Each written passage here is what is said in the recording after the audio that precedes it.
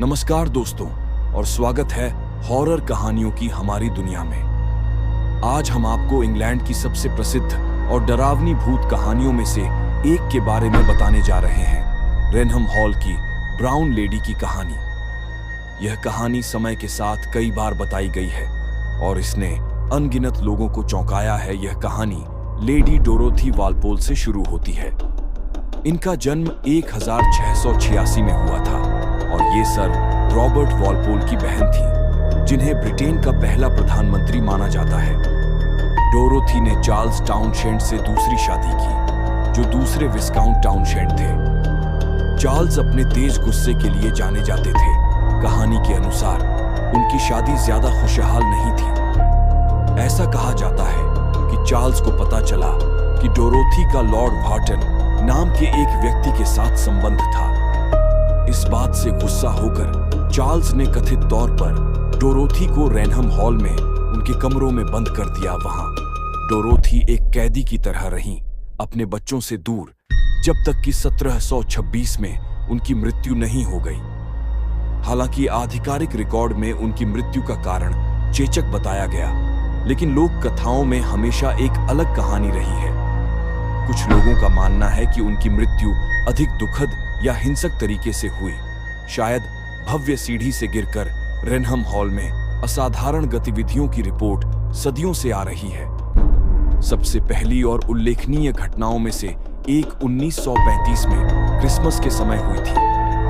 Hall में ठहरे दो मेहमानों, कर्नल लॉफ्टस और मिस्टर हॉकिंस ने अलग अलग समय पर भूरे रंग की पोशाक में एक रहस्यमयी महिला को देखने का दावा किया।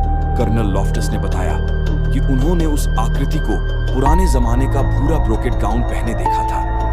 उन्होंने यह भी बताया कि उसका चेहरा चमक रहा था, लेकिन सबसे डरावनी बात यह थी कि उसकी आंखों की जगह काली खाली गड्ढे थे।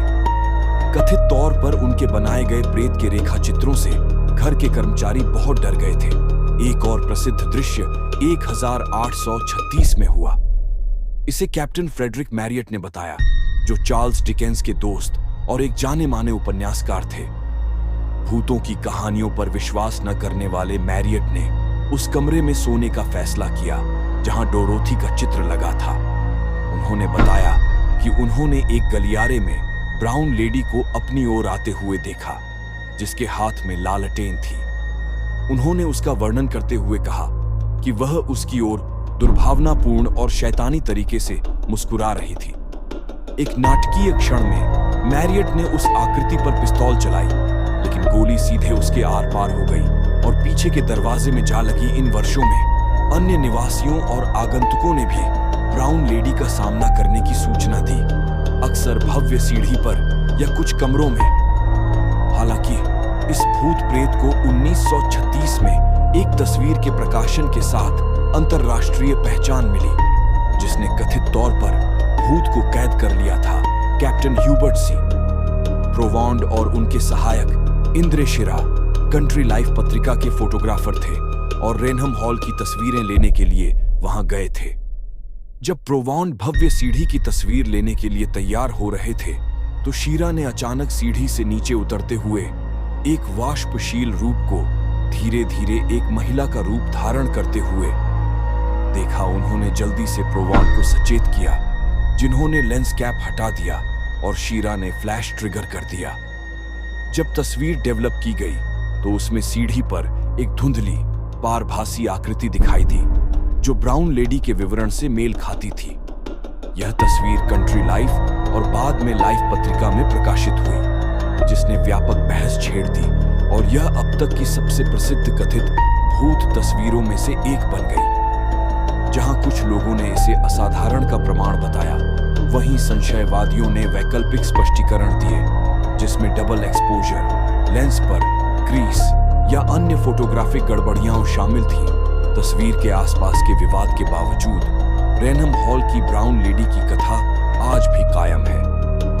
हालांकि हाल के समय में देखे जाने की खबरें कम हो गई हैं, लेकिन लेडी डोरोथी वालपोल और उनकी प्रेत उपस्थिति की कहानी भूत प्रेत और भूतिया जगहों के इतिहास में रुचि रखने वालों को आकर्षित करती रहती है। तो यह थी रेनहम हॉल की ब्राउन लेडी की कहानी। क्या आप इस कहानी पर विश्वास करते हैं या आपको लगता है कि इसके पीछे कोई और एक्सप्लिकेशन है?